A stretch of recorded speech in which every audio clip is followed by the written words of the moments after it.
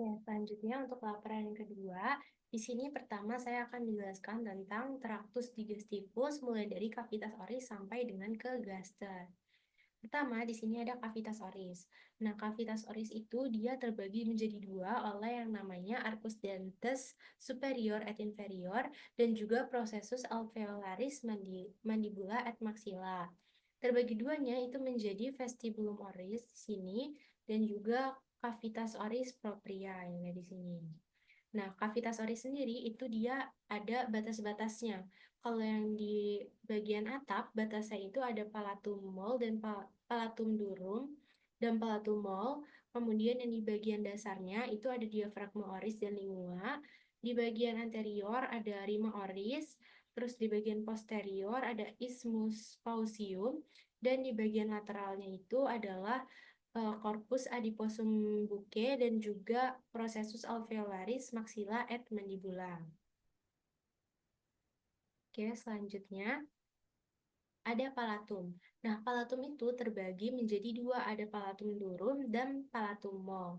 Palatum durum itu yang bagian depan dan palatum mol yang di bagian belakang atau posterior.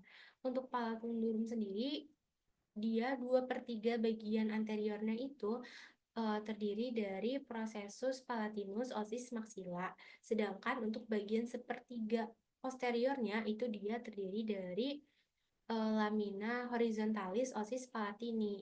Sedangkan untuk palatumol itu dia terdiri dari beberapa muskulus. Di sini ada yang namanya musculus uvula, terus ada musculus palatopharyngeus, terus ada musculus palatoglossus, ada musculus levator veli palatini, dan juga ada musculus tensor veli palatini.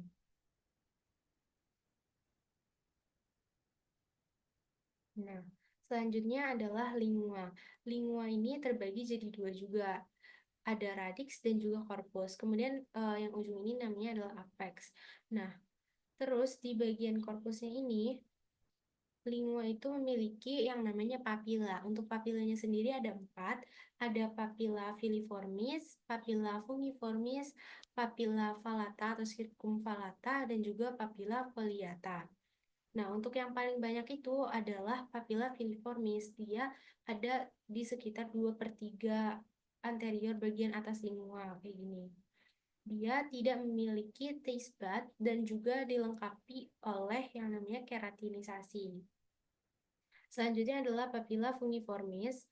Nah, papilla fungiformis ini dia bentuknya lebih besar dibandingkan dengan filiformis. Terus dia juga punya yang namanya taste bud. Selanjutnya papilla falata atau papilla yang paling besar. Dia ini juga jumlahnya paling sedikit, sekitar 8 sampai 12 dan tersusun secara huruf V seperti ini di depan sulcus terminalis.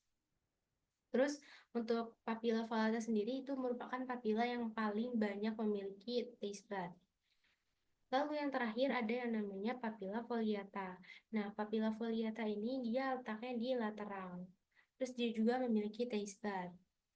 Selanjutnya untuk di bagian yang radix atau posterior, ini ada namanya plica glossoepiglotica mediana, plica glossoepiglotica lateralis, terus ada vallecula epiglotica dan juga ada fossa piriformis.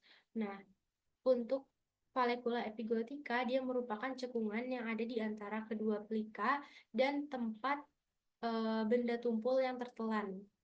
Terus kalau misalnya fossa piriformis di sini itu dia merupakan cekungan di sebelah lateral dari plica glossoepiglotica lateralis dan merupakan tempat dari benda tajam yang tertelan. Nah, kemudian di sini ada musculus lingua. Musculus lingua itu terbagi jadi dua, ada yang ekstrinsik dan juga ada yang intrinsik.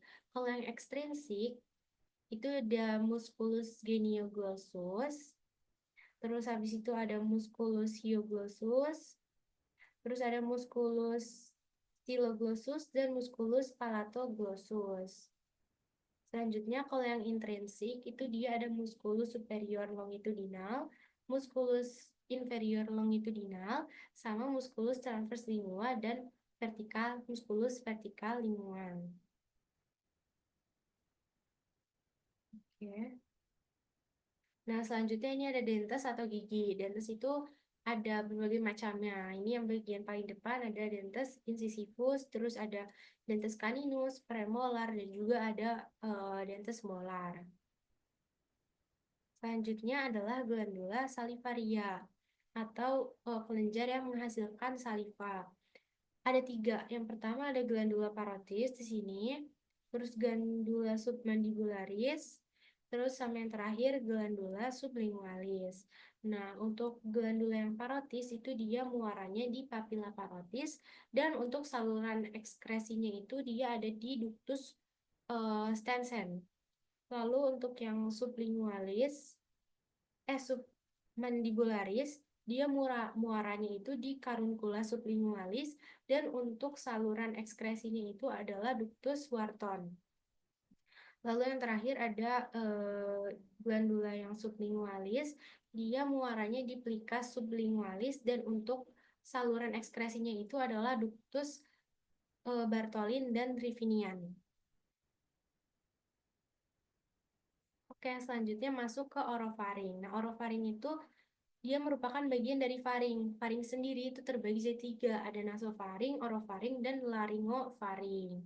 Kalau orofaring ini dia merupakan lanjutan dari cavitas laris yang dibatasi oleh isthmus fallacium.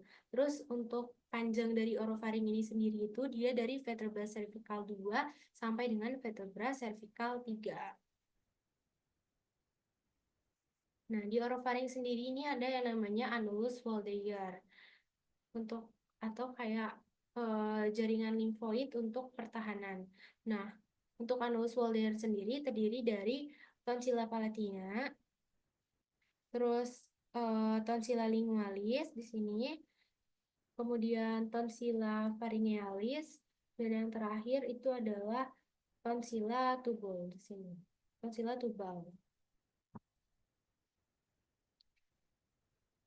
Nah, selanjutnya masuk ke esofagus. Untuk esofagus itu dia terdiri dari tiga pars, pars cervicalis, pars thoracalis, dan pars abdominalis. Untuk yang pars cervicalis itu dia tingginya dari vertebra cervical 6 sampai dengan vertebra thoracal 1. Untuk yang thoracalis tingginya dari vertebra thoracal 1 sampai dengan vertebra thoracal 10. Dan untuk yang abdominalis itu dari vertebra thoracal 10 sampai dengan vertebra thoracal 11. Selain itu, esofagus juga dia memiliki tiga angustia atau kayak pendesakan oleh organ-organ yang ada di sekitarnya. Atau angustianya itu ada superior, media, dan juga inferior. Kalau yang superior yang di sini itu dia ada pada vertebra cervical 6 dan pada musculus cricopharyngeus serta cartilago cricoidea.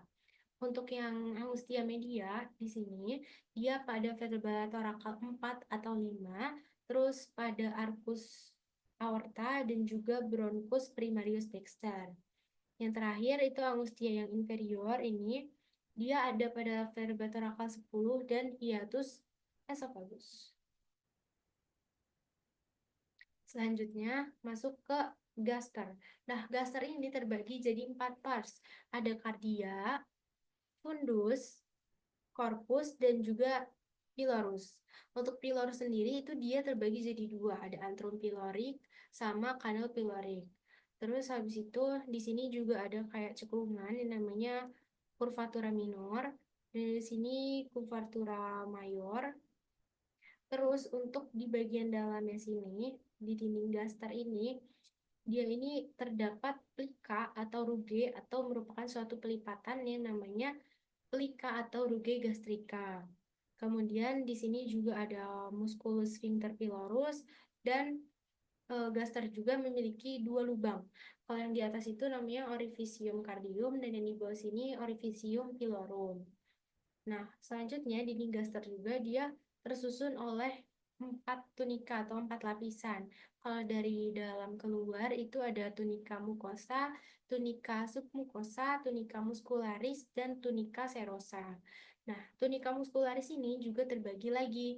Ada stratum longitudinum, stratum circularum, dan stratum oblique.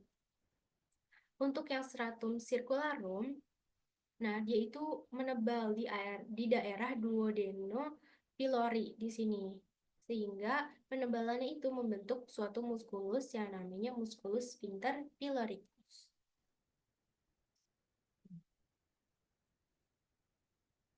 Oke, selanjutnya saya akan menjelaskan tentang kompensasi sphincter dan gerakan pencernaan.